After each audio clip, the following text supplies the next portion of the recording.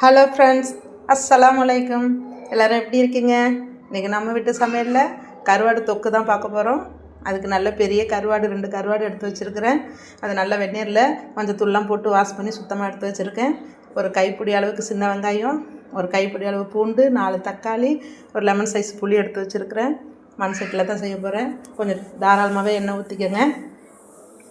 ஊற்றிட்டு 2 துண்டு கருவாடையும் அதில் போட்டு நல்லா கொஞ்சம் ஃப்ரை பண்ணி மாதிரி எடுத்துக்கோங்க. கொஞ்சம் பொரித்து எடுத்துக்கோங்க. இந்த மாதிரி எடுத்தாக்கா நல்லா மணமாக இருக்கும். நல்லா வாசம் சுவை அதிகம் இருக்கும். இதை ஃபஸ்ட்டு நல்லா வறுத்து எடுத்துக்கோங்க. இந்த கருவாடு எங்கள் மாமி நாகூர் போயிருந்தாங்க. அங்கேருந்து தான் வாங்கிட்டு வந்து கொடுத்தாங்க. நல்லா செம்ம டேஸ்ட்டாக இருந்துச்சு.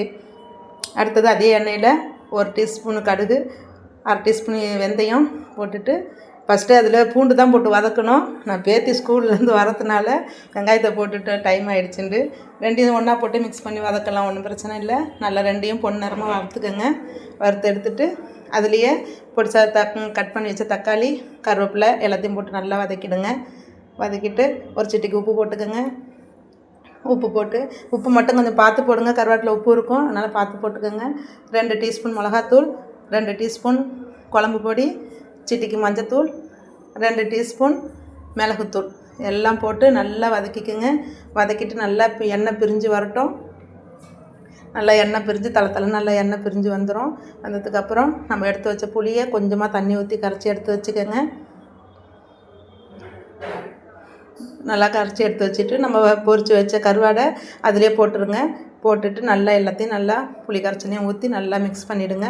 மிக்ஸ் பண்ணிவிட்டு நல்லா ஒரு 10 நிமிஷம் நல்லா அடுப்பு சிம்மில் வச்சு நல்லா கொதிக்க விடுங்க. பச்சை வாசம்லாம் போன பிறகு நல்லா கம்மண்டு சூப்பரான சுவையான கருவாடு தொக்கு ரெடி ஆகிடுச்சு.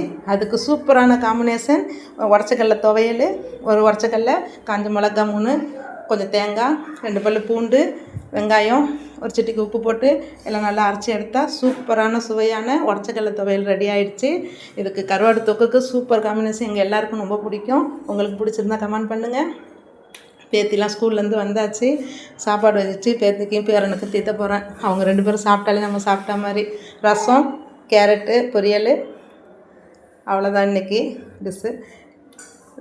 நீங்களும் இதே மெத்தடில் செஞ்சு பாருங்கள், உங்களுக்கு பிடிச்சிருக்கும். சூப்பராக கருவாடு பிடிக்காதவங்க கூட இந்த மாதிரி செஞ்சாக்கா சூப்பராக சாப்பிடுவாங்க. நல்லா நாங்கள் எல்லாருமே கருவாடு தொக்கு போட்டே எல்லோரும் சாப்பிட்டோம். எங்கள் அத்தாலாம் சூப்பராக அதே கருவாடு தொக்கெல்லாம் போட்டு அதே போட்டே சாப்பிட்டுட்டாங்க. செம்ம டேஸ்ட்டாக இருந்துச்சு. நீங்களும் இதே மாதிரி செஞ்சு பாருங்கள். மறக்காமல் ரைஹான் கிச்சனை சப்ஸ்கிரைப் பண்ணுங்கள், லைக் பண்ணுங்கள், ஷேர் பண்ணுங்கள், கமெண்ட் பண்ணுங்கள்.